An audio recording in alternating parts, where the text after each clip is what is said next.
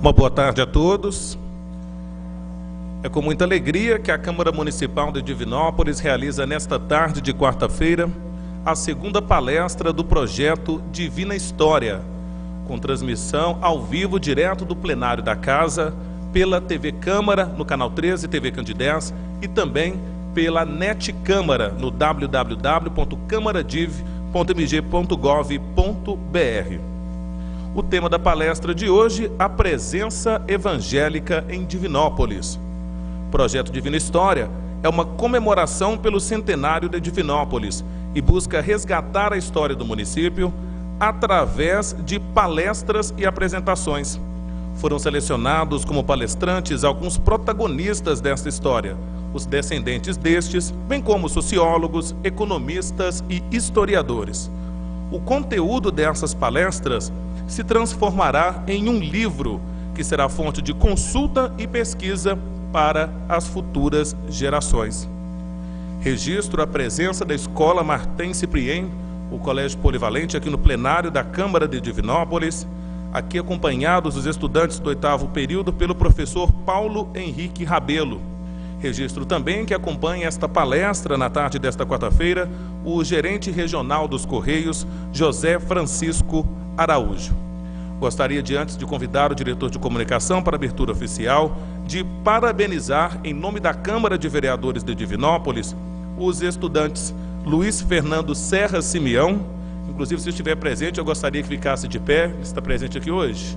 Uma salva de palmas aí para o Luiz Fernando.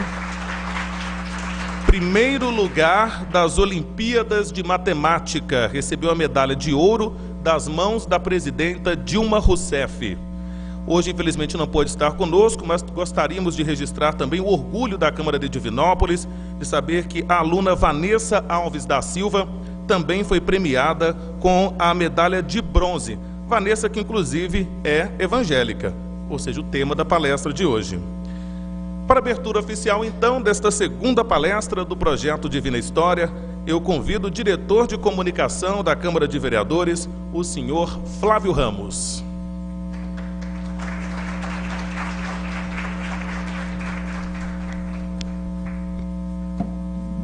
Boa tarde a todos, servidores desta casa que nos acompanham, os alunos do Polivalente, e também o meu boa tarde a todos os telespectadores da TV Candidez que estão nos assistindo agora, já que fazemos essa transmissão ao vivo pela TV Candidez e também pela internet.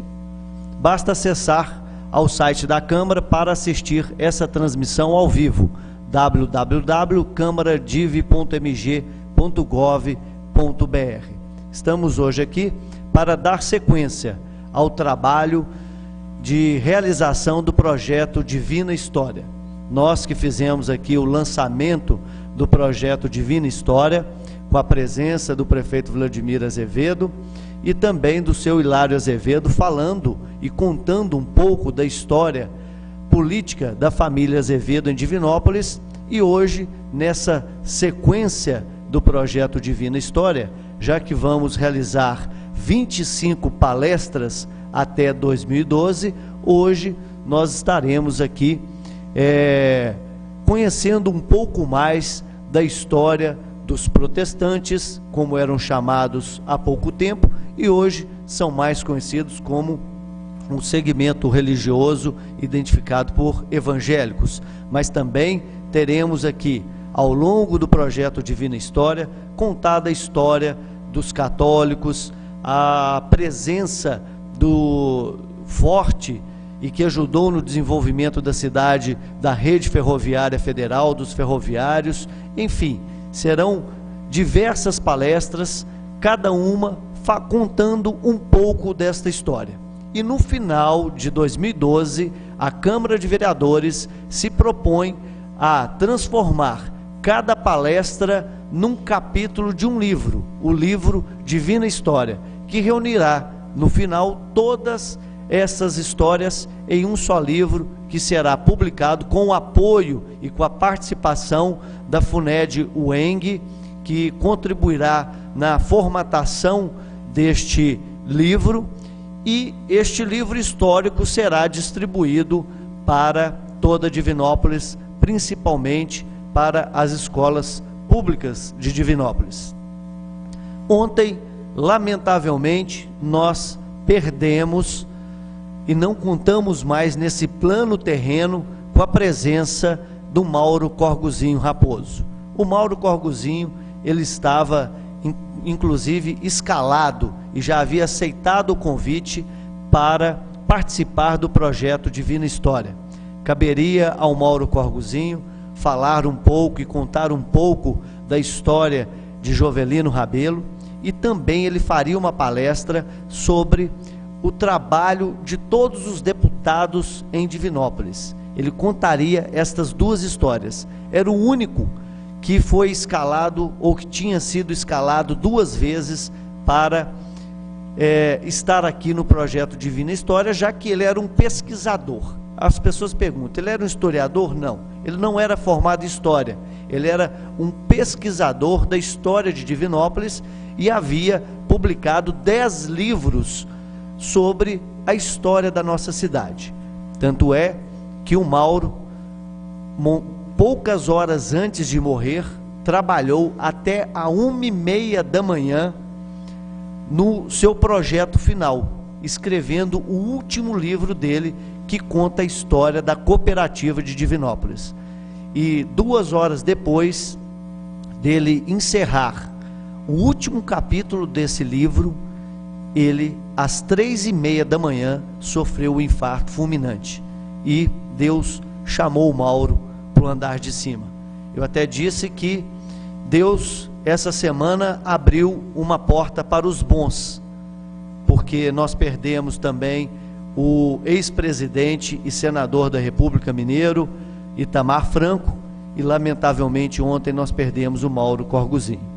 Então fica aqui o registro, o sentimento à família e a nossa homenagem do projeto Divina História ao eterno Mauro Corguzinho Raposo. Muito obrigado pela presença de vocês, e agora eu quero transferir a palavra novamente ao mestre de cerimônias deste projeto, Silvio França, para que ele possa fazer a formação da mesa e convidar o Eliseu para que, dentro de alguns instantes, tenha início essa palestra, a segunda palestra do projeto Divina História. Com você, Silvio.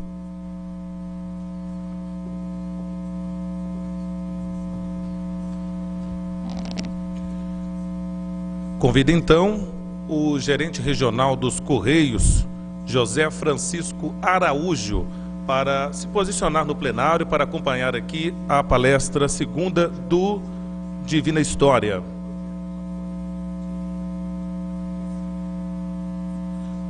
Convidamos também o pastor Tarcísio, da Igreja Batista de Divinópolis, para também tomar lugar ao plenário, para que possa acompanhar esta segunda palestra do projeto Divina História. Sugiro que se posicionem na lateral aqui do plenário, podem sentar aqui, onde poderão ter uma visão do que será exibido pelo palestrante e, claro, também do próprio palestrante. Convido também o diretor de comunicação da Câmara de Divinópolis, Flávio Ramos, para tomar lugar ao plenário para acompanhar esta segunda atividade deste projeto tão importante que é o Divina História. A palestra de hoje tem como tema a presença evangélica em Divinópolis e será ministrada pelo senhor Eliseu Ferreira, que é um grande pesquisador do tema também e vem de uma das famílias fundadoras da Igreja Batista de Divinópolis. Antes de introduzir o senhor Eliseu Ferreira, eu gostaria de dizer que, a pedido do próprio palestrante, a atividade acontecerá de forma interativa. Então, a qualquer momento que alguns dos estudantes tiver alguma pergunta, ele pode erguer o braço, que nós estaremos levando um microfone para que ele possa fazer a pergunta ao palestrante. Convido então, com uma salva de palmas, o senhor Eliseu Ferreira para essa segunda palestra do projeto Divina História.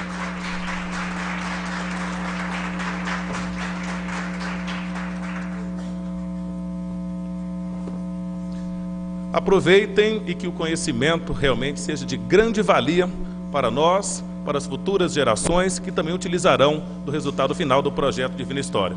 Senhor Eliseu Ferreira.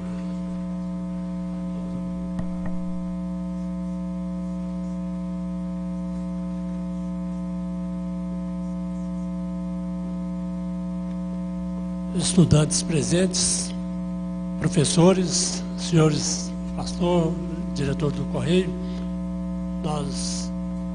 hoje a responsabilidade é muito grande em falar sobre os evangélicos de Divinópolis, não só os estudantes, mas toda a Divinópolis. Deve estar achando estranho estar projetando ali, falar sobre evangelho, está projetando o padre.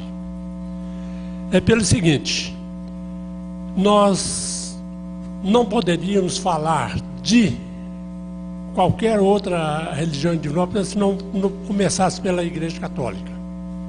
No início de Divinópolis, o dito candidez Manuel Fernando Teixeira doou 40 alqueires de terra para a Igreja Católica. Quase todo esse centro da cidade seria da Igreja Católica. Por que seria? Quando em 1911, para efeito de emancipação, foi feita uma doação dessa terra para o futuro município.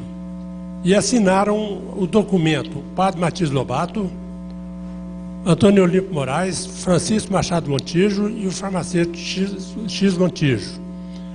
E com esse documento em mãos, Divinópolis foi capaz, no dia 30 de agosto de 1911, ser emancipada como Vila Henrique Galvão. E por que 100 anos, né? O ano que vem. É porque naquela época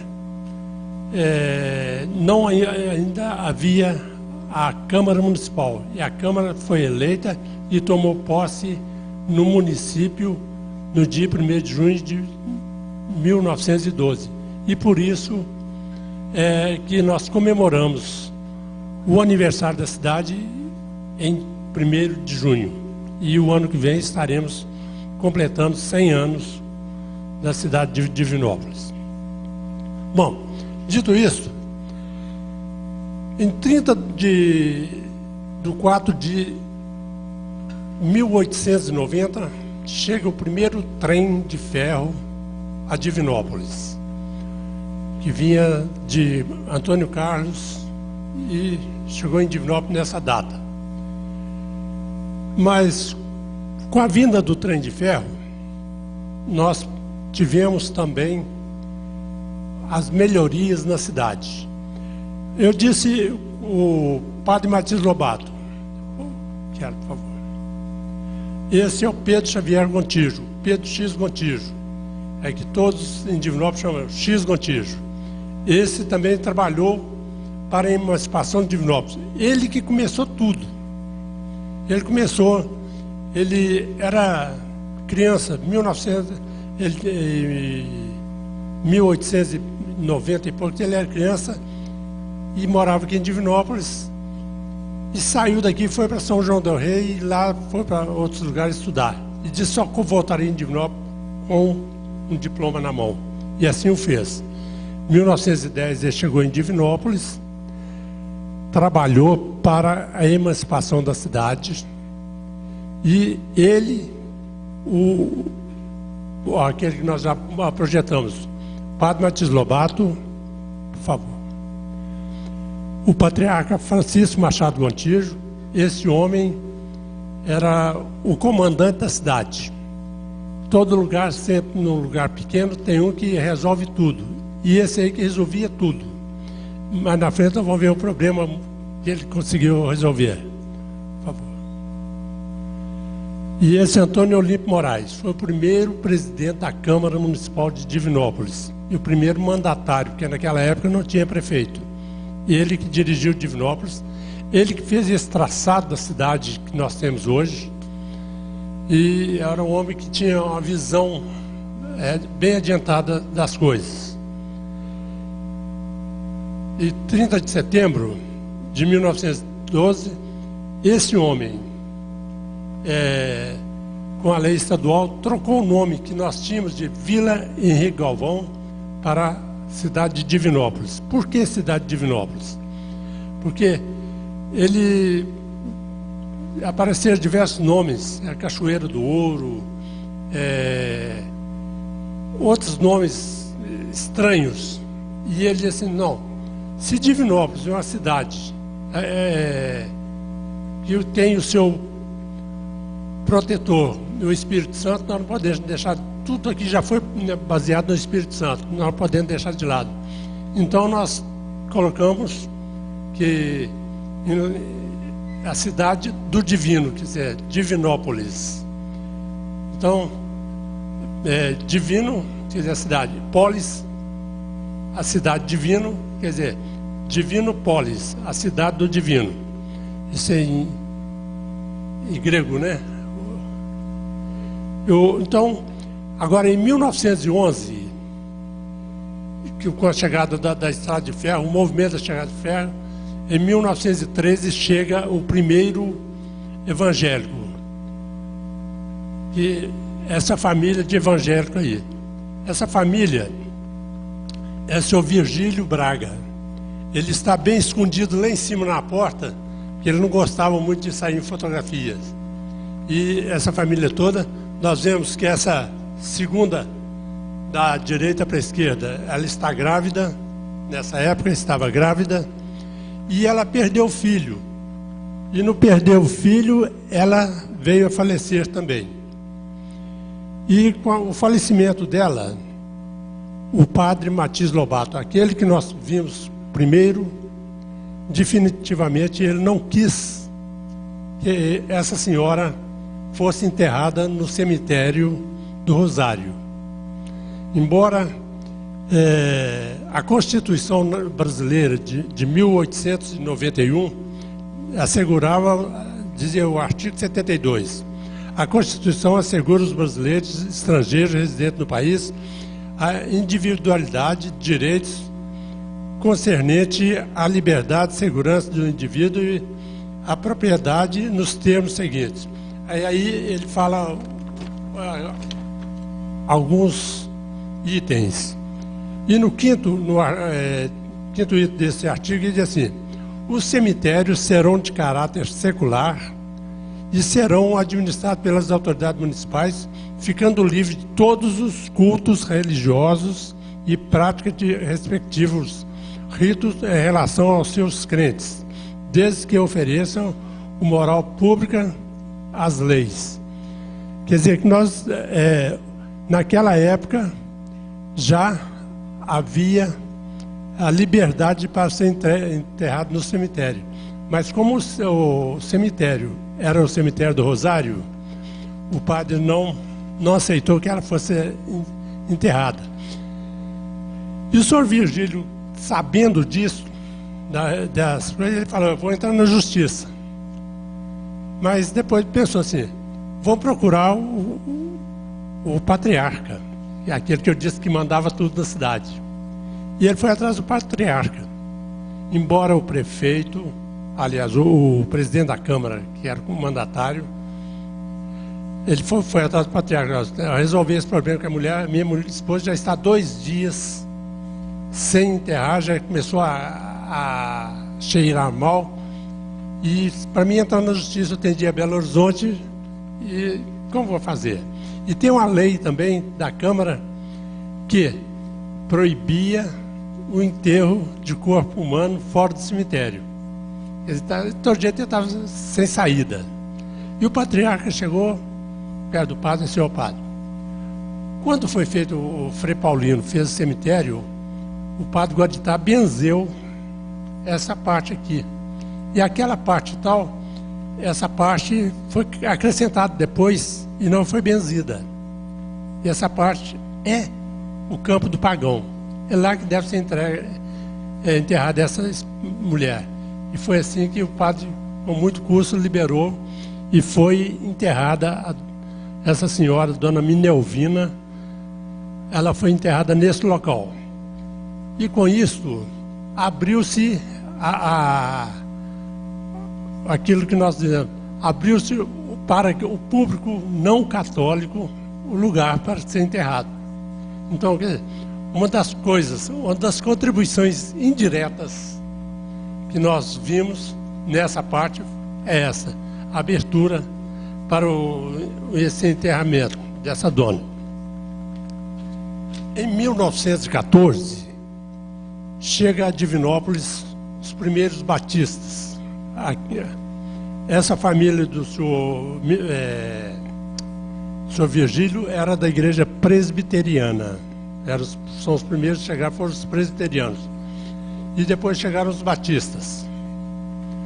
Os batistas chegaram em Divinópolis, eles tinham 3 que vieram de Capela Nova de Betim, hoje de Betim, que eram o senhor Lauro Carlos Ferreira, o senhor Manuel Elesbão da Silva e Osório Ferreira. Esses 3 começaram com a família do senhor Virgílio Braga a começar a pregar o evangelho. Mas antes, o senhor Virgílio, quando chegou, foi o primeiro a chegar, ele teve um problema muito sério, que era o padre proibiu a cidade vender qualquer coisa para ele. Então a cidade, com aquela pressão toda, ele foi levando a vida dele, era maquinista, ele comprava coisas fora de Divinópolis, e assim por diante. Agora, o padre, naquela época, sentia como fosse naquele tempo da Inquisição. Embora, eles falavam assim, teve um dos escritores em Divinópolis que disse que, ele dizia assim, foi o primeiro homem a divulgar a Bíblia em Divinópolis. Sua religião marginalizou uma terra católica por excelência. Pensem bem, era para ser mesmo assim difícil, porque numa época em que a Igreja Católica tinha a Bíblia como um dos livros proibidos de ler. Esse livro, nós podemos ver que a Bíblia na Igreja Católica, ela só foi liberada para os católicos lerem em 1966, no Concílio Vaticano II. Quer dizer, naquele tempo, já entra uma Bíblia na cidade pequena, já era coisa. A Igreja Católica liberou em 1966 a leitura da Bíblia. Então, com a chegada dos batistas, engrossou mais o feito para os evangélicos em Divinópolis, os protestantes, como eram chamados na época. Em 1966, aliás, 1916, chega em Divinópolis a família Ferreira e a família do senhor Antônio da Costa Rangel, que hoje nós sempre temos um edifício, o Costa Rangel. O que essas famílias fizeram em Divinópolis? Eram da Igreja Batista, mas a família Ferreira tinha como líder o Eleázaro Ferreira Filho, que foi o primeiro fotógrafo também em Divinópolis, e ele que registrava na época todos os acontecimentos da cidade. E o senhor Rangel era o chefe das oficinas da Estrada de Ferro, que era a maior oficina das estradas de ferro da América do Sul, era Divinópolis. Então, foi aumentando cada vez mais o núcleo protestante em Divinópolis. Até que em 1919,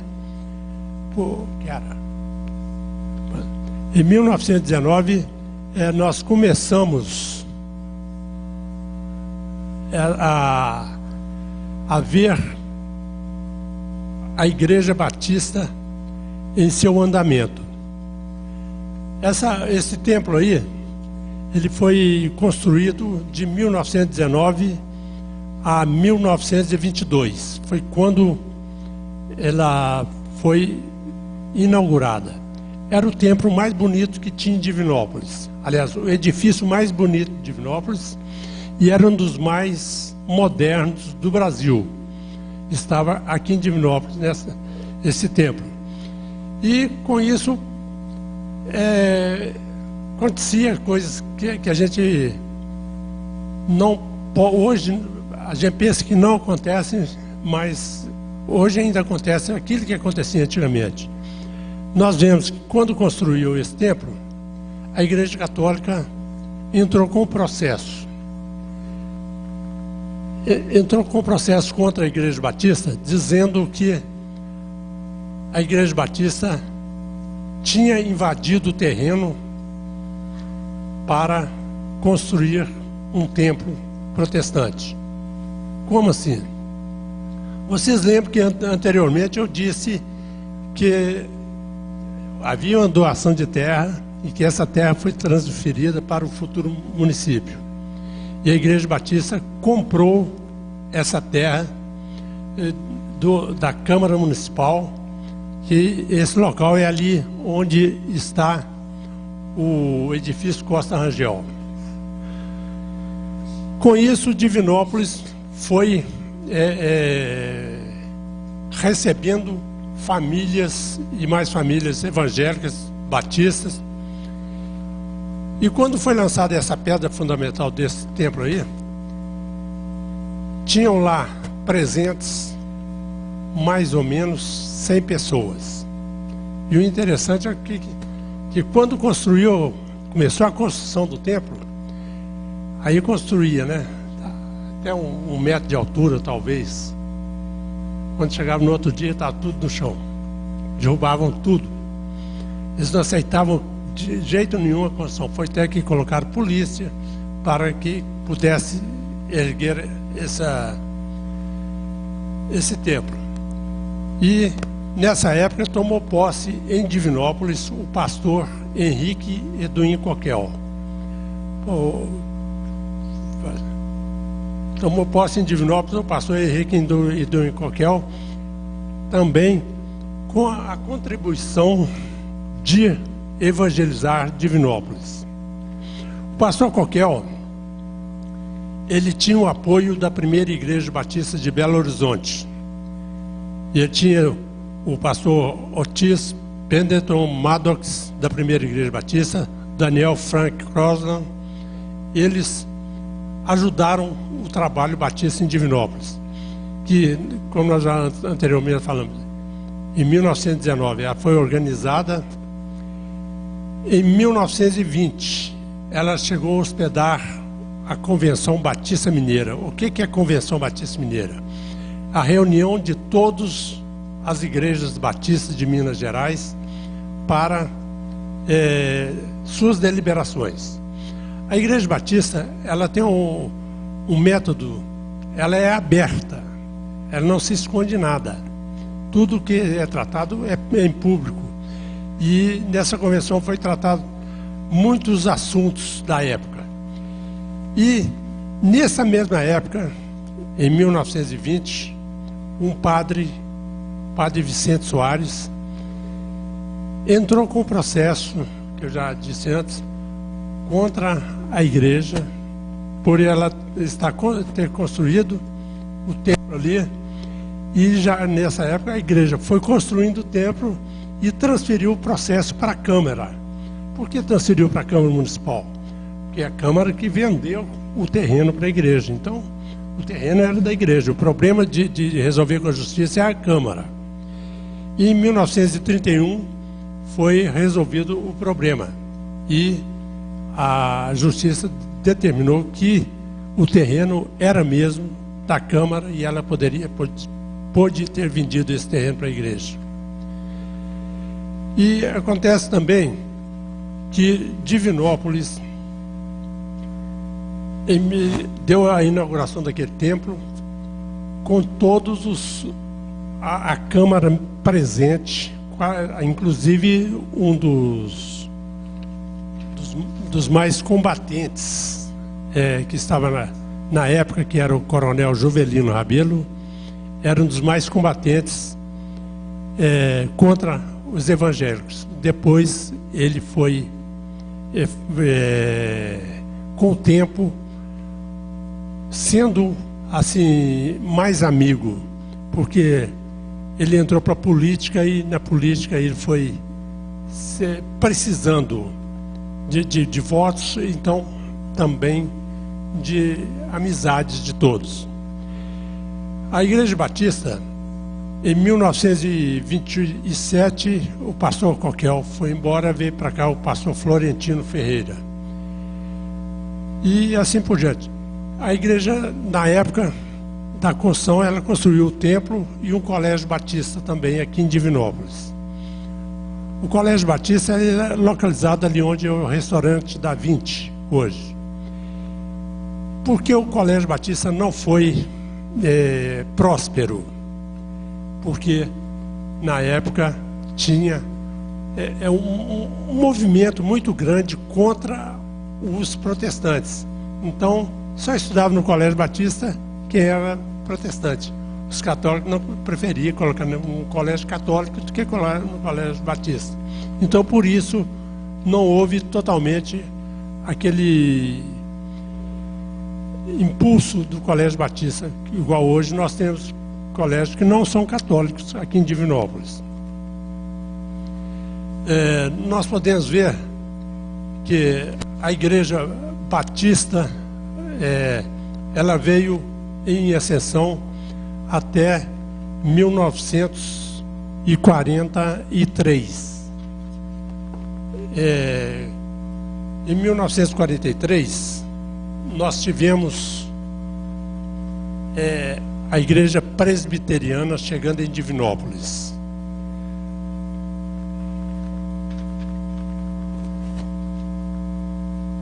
A Igreja Presbiteriana chegou em Divinópolis e com ela se uniu, vamos assim dizer, ao grupo batista, e ela construiu um templo na Rua Goiás, que até pouco tempo existiu. E a Igreja Presbiteriana, nessa época, ela trabalhou intensamente, embora com pressões, a pressão era tão grande que o cemitério do Rosário foi desativado, criaram o cemitério do centro, esse que tem lá na Rua Minas Gerais. E lá era dividido o cemitério em duas partes. A parte que poderia ser dos católicos, que era dos católicos, e a outra parte, da metade do cemitério, era dos protestantes.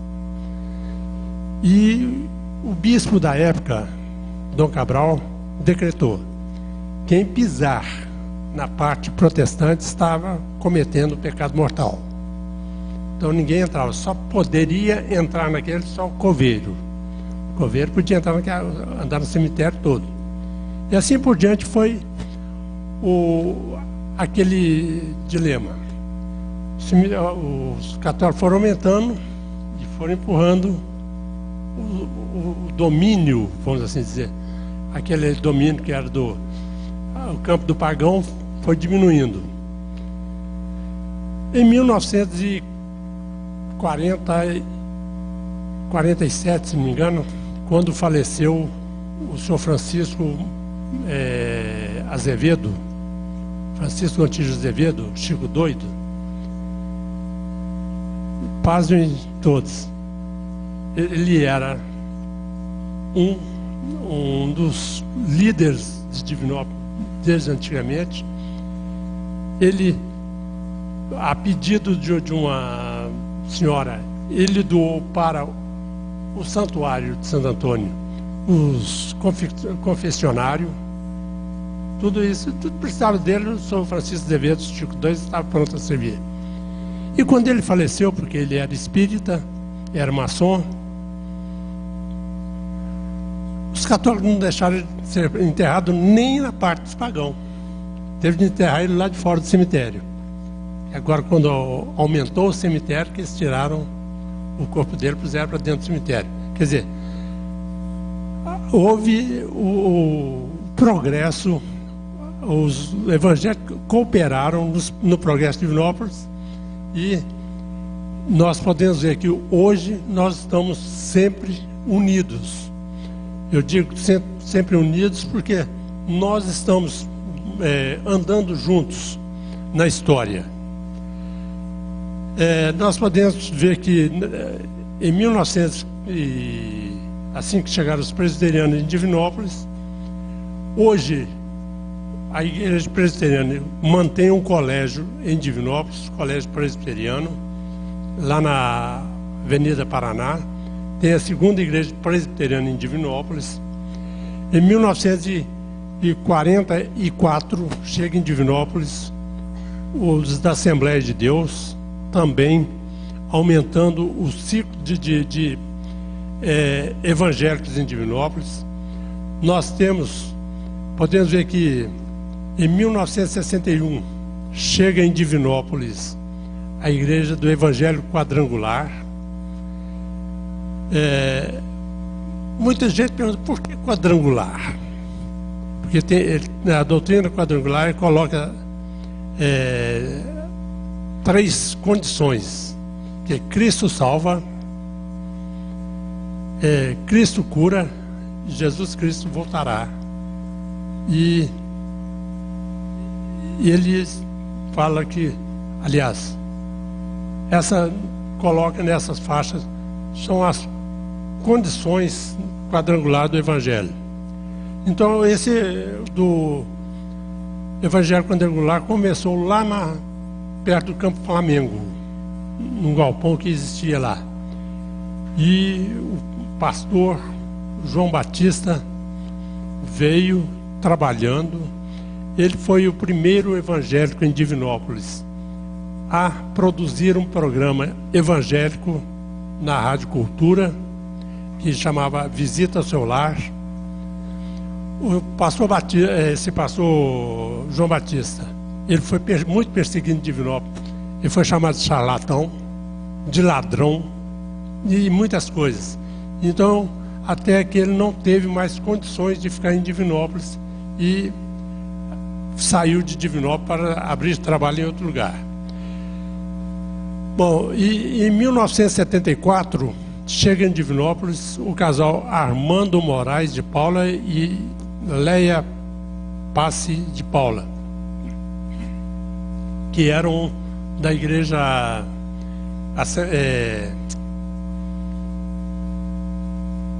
adventista do 7º dia. E os adventistas trabalham ainda hoje. Nós temos, por exemplo, um templo da igreja adventista lá na rua Vital Brasil, na Esplanada. Os adventistas, nós podemos ver que eles têm um trabalho muito grande também em música. E nós temos, no meio evangélico, que muitos gostam, de fato, das músicas evangélicas. Nós temos, por exemplo, no Conselho de Centenário já foi pedido para que, quando no Centenário de Divinópolis, os evangélicos, principalmente os batistas, apresentassem nos locais públicos com conjuntos evangélicos. Em 1993, chega o pastor Divino José dos Santos, que foi, inclusive, vereador dessa casa. E ele foi pastor na igreja do Evangelho Quadrangular e foi para São Paulo. Depois ele recebeu, assim, achou que era mando de Deus que viesse para Divinópolis já com uma nova denominação, que é a Comunidade Evangélica Reviver em Cristo. E ele cumpriu de 1996, o seu ministério foi até o ano de 1999, quando ele faleceu. E assumiu o comando da igreja, foi o pastor Paulo César dos Santos, que é o atual presidente dessa casa. Então, nós podemos ver que, por favor, nós podemos ver aqui, que nós vimos com a estrada de ferro, por favor, veio o Virgílio, esse é para mostrar assim, a ligação do andamento para nossa vida em Divinópolis. O caso da dona Minelvina. Olha, se não houvesse o caso da dona Minelvina, talvez tivesse um outro problema, a cooperação dos evangélicos de Divinópolis seria de outra forma. Olha, a chegada dos primeiros batistas em 1914 deu um impulso muito grande no trabalho.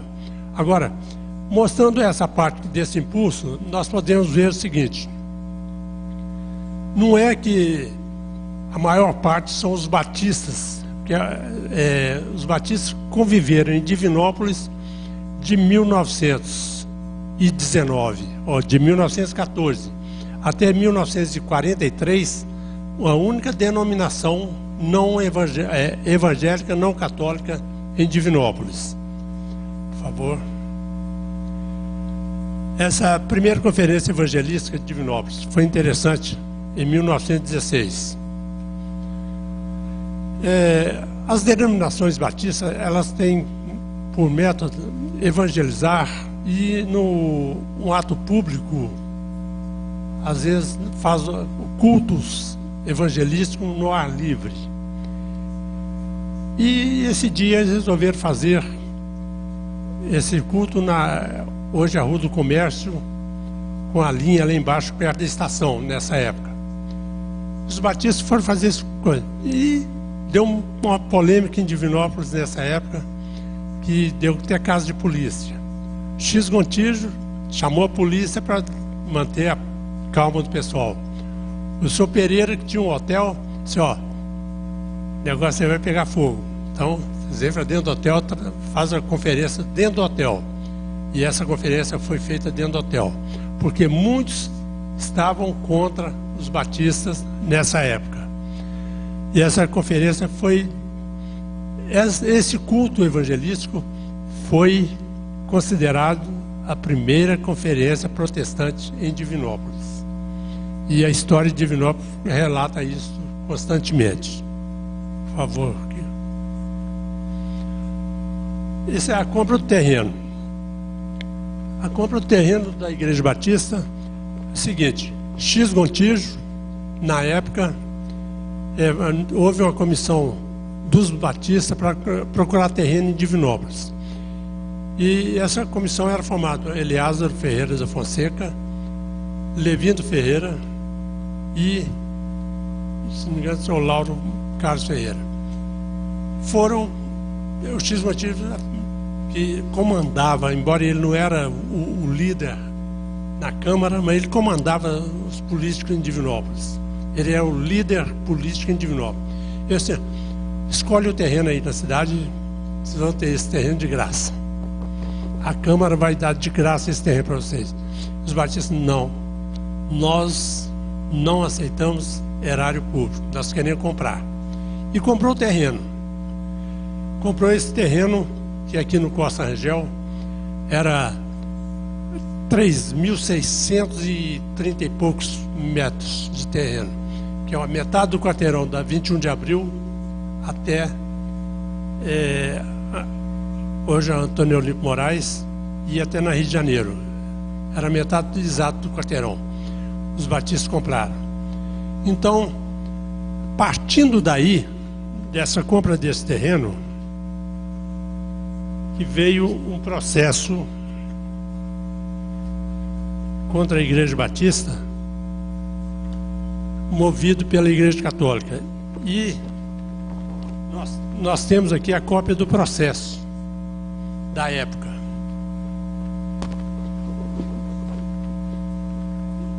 Está aqui a cópia do processo da época. Quem quiser depois ter em mãos esse processo, nós podemos fornecer. É aquele processo que nós dissemos anteriormente. Agora, não, a Igreja Batista não tinha condições de responder como ré desse processo, porque ela simplesmente comprou o terreno. e quem a Câmara que aceitou todo o processo. Por favor. Agora, a organização da primeira Igreja Batista, nós temos aqui uma foto que talvez não dê para ver. Essa foto foi tirada em 1919 e que foi organizada a Igreja Batista naquela época, em 1919, com 33 membros. Olha, 33 membros teria mais ou menos uma frequência de quase 70 a 80 membros, 80 pessoas nos cultos evangélicos da primeira Igreja Batista. E Divinópolis ficou assustado com isso. Por que assustado? Uma cidade pequena, com pouco mais de 10 mil habitantes. Já chegar uma igreja, formar com quase 100 pessoas, o problema era muito grande. Então, por isso que começaram a surgir o que hoje muitos historiadores de Divinópolis falam assim: os batistas perseguiam os católicos naquela época. Porque os batistas tinham, por exemplo, Antônio da Costa Rangel, era chefe da maior oficina da América do Sul. Então eles tinham o Sr. Rangel como fosse assim, um carrancudo dentro das oficinas. E pelo contrário, o Sr. Rangel era uma pessoa que era meigo. Ele veio de Ribeirão Vermelho, e lá em Ribeirão Vermelho tinha uma menina, uma mocinha na rua. Era verdadeiramente louca, vamos assim dizer. E o Sr. Rangel pegou essa menina e levou para casa. Os médicos disseram: Sr. Rangel, o senhor é doido? Ele disse: não, eu estou achando que o senhor é mais doido que ela. Colocar essa menina junto com as suas filhas, com seus filhos, como faz? Ele disse: não, Deus proverá. E ele manteve essa menina na casa dele até tempos idos. Eu cheguei a conhecê-la e ela era comum igual aos outros. Quer dizer, é tudo para mostrar o quanto esse homem, ele era meigo e com as coisas. Agora aqui em Divinópolis, muitos escrevem dizendo que o Sr. Rangel era um perseguidor dentro das oficinas. E isso aí para mostrar que os batistas não eram tão bons assim também, não. O Sr. Rangel não era tão bom assim, não. Porque falar que os batistas eram bons, o Sr. Rangel está fazendo isso, isso e isso dentro das oficinas. Mas pelo que foi feito em Divinópolis, pelo que Divinópolis tem, aqueles que trabalharam com ele mostram que ele trouxe muita coisa para o progresso de Divinópolis. Inclusive a primeira locomotiva construída em Divinópolis em 1911, 1920, ele comandou essa construção. Por favor. E na inauguração do templo da Igreja Batista, já tinha bastante gente em 1922, que aquilo que nós dissemos anterior, era um movimento constante de ferroviários que vinham, porque nessa época não só tinha a estrada de ferro que vinha de São João del Rei, mas que vinha de Belo Horizonte também. Então é um movimento constante, a Igreja Batista foi sempre pioneira nesse movimento evangélico em Divinópolis. Em 1941 chega a presbiteriana, outra, por favor. E a inauguração do templo da Igreja Presbiteriana foi há 3 anos depois que eles chegaram em Divinópolis. Eles construíram um templo que até pouco tempo tinha ali na Rua Goiás, entre a Avenida 7 de Setembro e Rio Grande do Sul. Hoje ela está na Avenida Amazonas, não, Avenida Paraná, e com um templo muito espaçoso, onde hoje também funciona o colégio presbiteriano. E em 1979 foi inaugurada a segunda igreja presbiteriana em Divinópolis, que é lá no Bom Pastor, aliás, Santa Clara, né? Que é meio ali, Bom Pastor, Santa Clara, que é a confusão. E em 2004 foi inaugurado o Colégio Presbiteriano de Divinópolis. Esse colégio, ele funciona atualmente como um colégio para crianças, e a intenção é que esse colégio vá também até o curso superior. A Assembleia de Deus chegou em 1943 e já chegou construindo, pouco tempo depois, construindo um templo que está hoje ainda na Avenida de 7 de Setembro com Alagoas.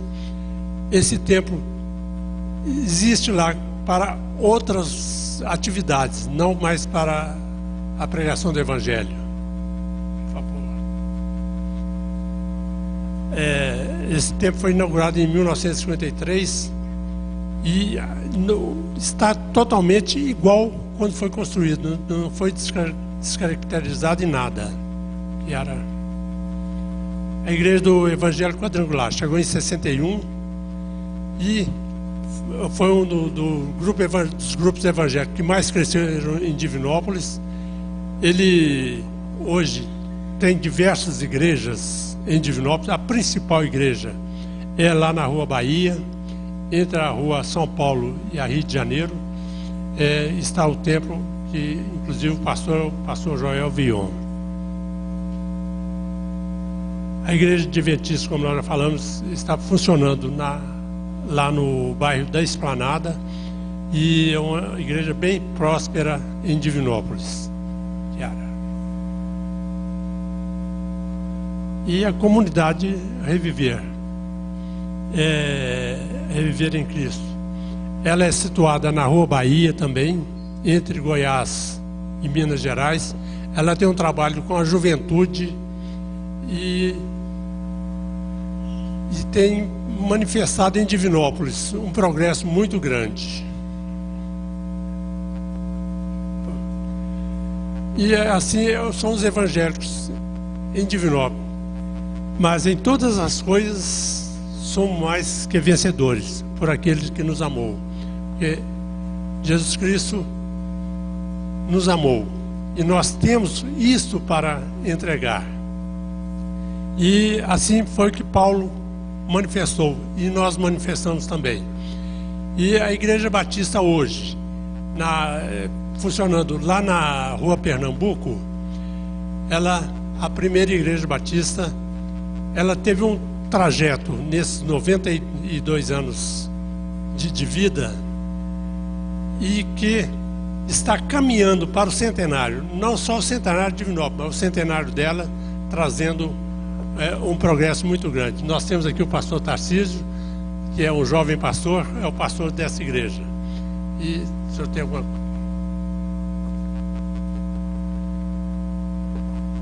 Boa tarde a todos que aqui estão. Eu quero apenas dizer que é bom ter alguém que se dedicou a estudar um pouco da história. É impossível conhecer por completo, porque teria que conhecer cada pessoa de cada uma dessas denominações cristãs, mas alguém que tem estudado um pouco para que nos ajude a entender quando chegaram, por que eles existem aqui.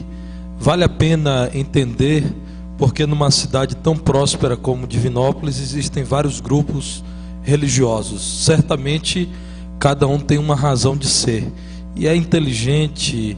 É bom que cada pessoa busque entender a razão e a mensagem de cada um. Fico feliz também em saber que tem sido possível haver uma convivência pacífica, de consideração, de respeito entre grupos diferentes, e todos eles presentes nessa cidade certamente enriquecem a cultura local e a vida social.